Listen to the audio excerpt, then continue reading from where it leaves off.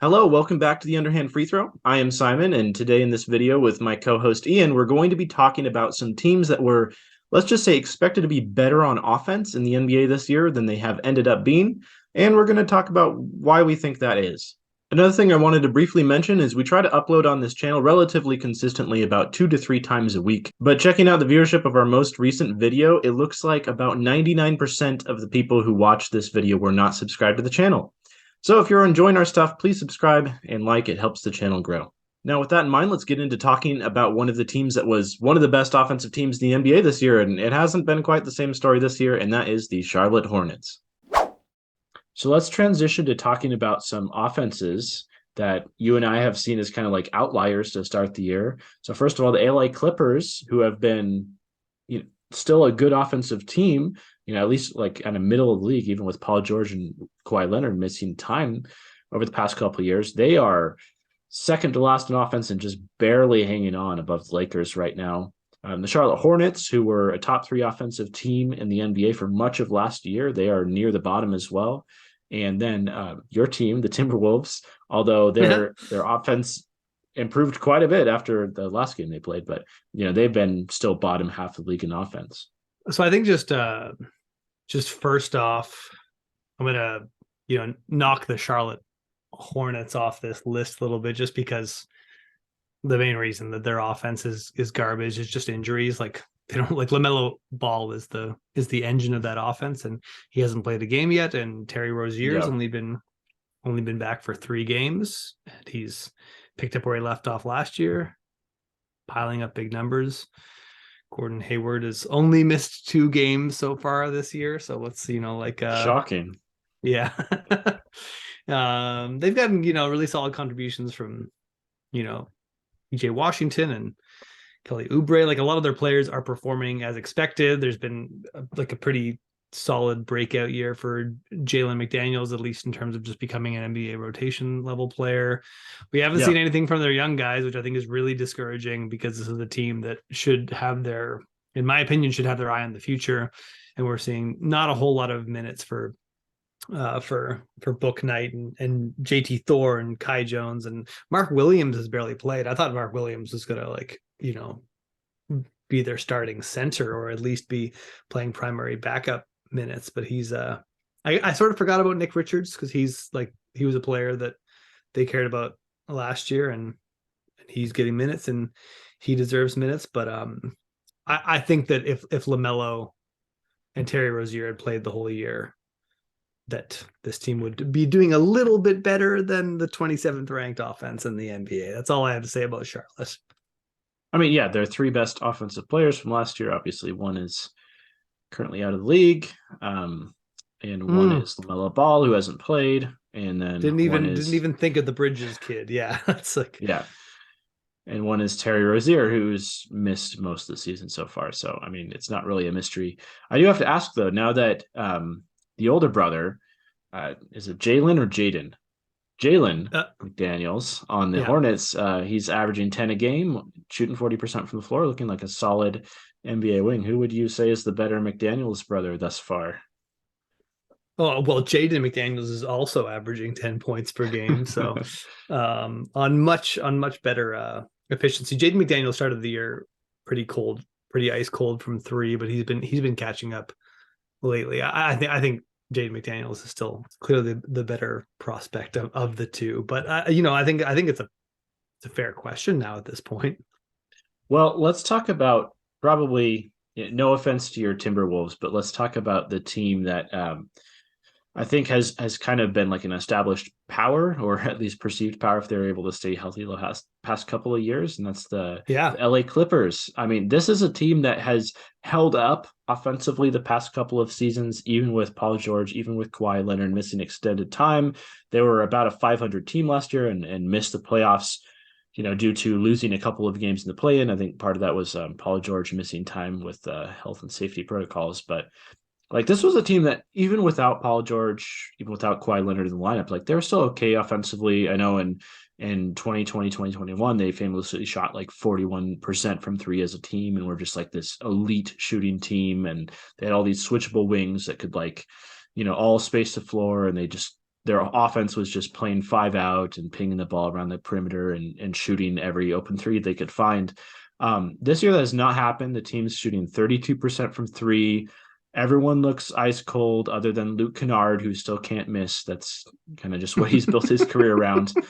But no one else on the team can shoot other than him and Paul George on occasion. So what do you think this team's biggest problem is offensively? Like, why can't they make it work like they have the past couple of years? Yeah, I don't. I mean, there's not much of a answer for just missing every 3-point shot you attempt. Like, that's not going to continue. This team is built to be, if not the best 3-point shooting team in the NBA, it's built to be like one of the 5 best. They're built to be the best jump shooting team in the NBA. That's how they've been structured every year when they're even remotely healthy. And I don't think Kawhi Leonard being out really changes that much. So that part of their offense is like Norm Powell's going to continue to shoot 25% from three, even though he's been a good 3-point shooter for almost his entire career. Like, I can buy John Wall being a bad shooter. Sure. Like, I can buy like Nicholas Batum being meh. I can buy Ivica Zubac not shooting threes. That's fine. That's consistent. That trend will hold up. But obviously they're going to start hitting threes at some point. But this team just like, yeah, I mean, they feel bad.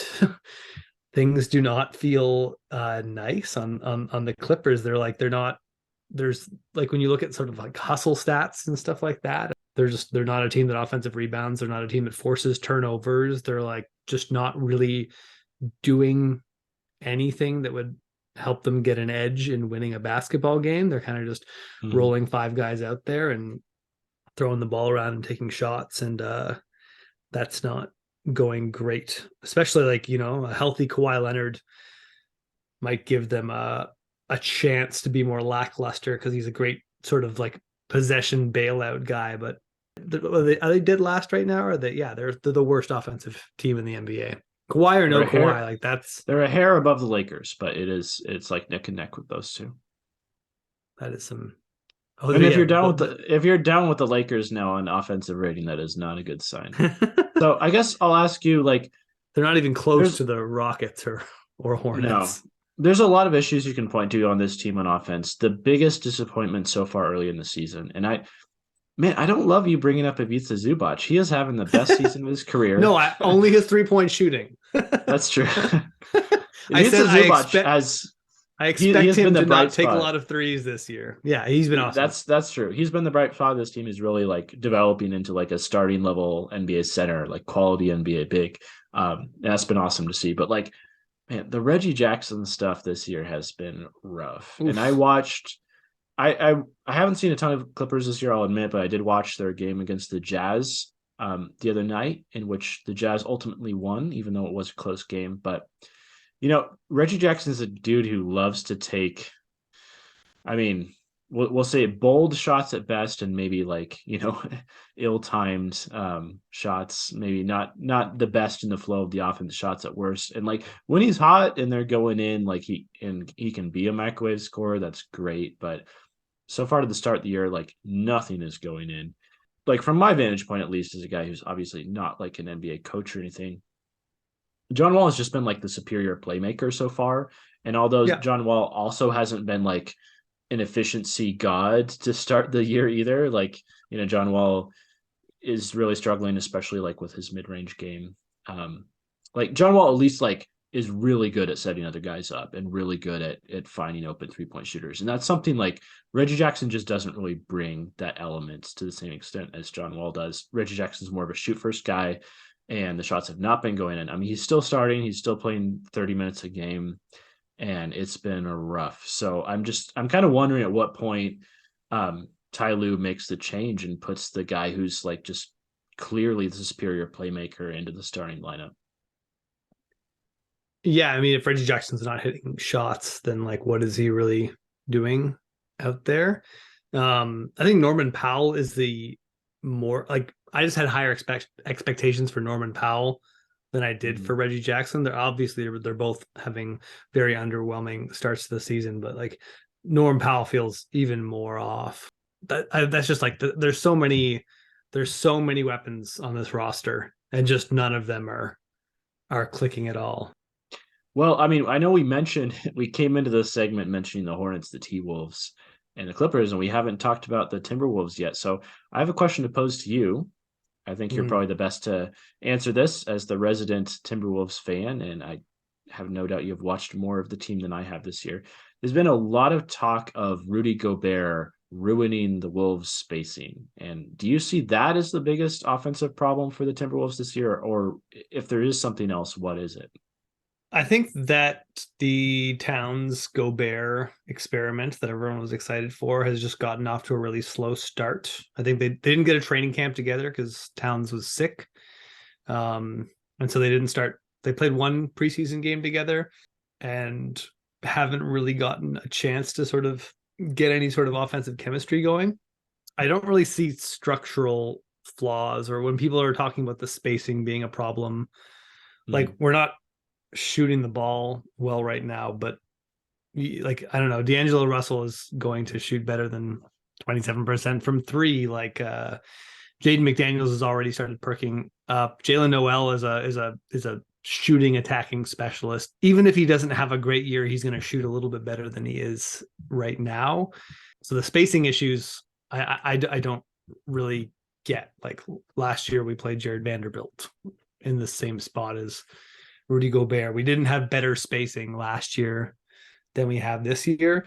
Right now, I see like just sort of bad offensive execution on a pretty consistent like possession by possession basis. There's like many possessions per game where we watch guys like run into each other. Clearly not quite on the same page, don't know where to stand. It's clearly a work in progress.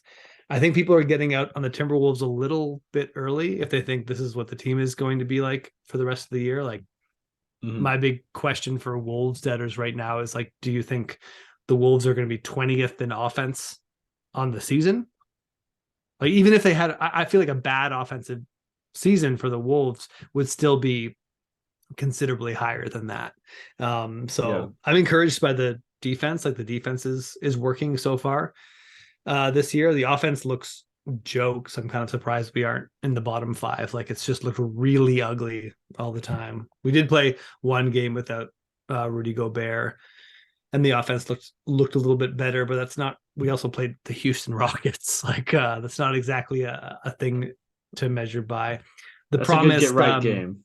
yeah, exactly. The whole promise of D'Angelo Russell, Rudy Gobert pick and roll combo has not materialized yet. Still something to keep an eye on. Like I just think this is a team that still has a lot to figure out. And they either figure it out and become a really strong offense as the personnel suggests they should be, or they continue to struggle for a long time and more fit into the sort of doubters vision of what the Timberwolves would be.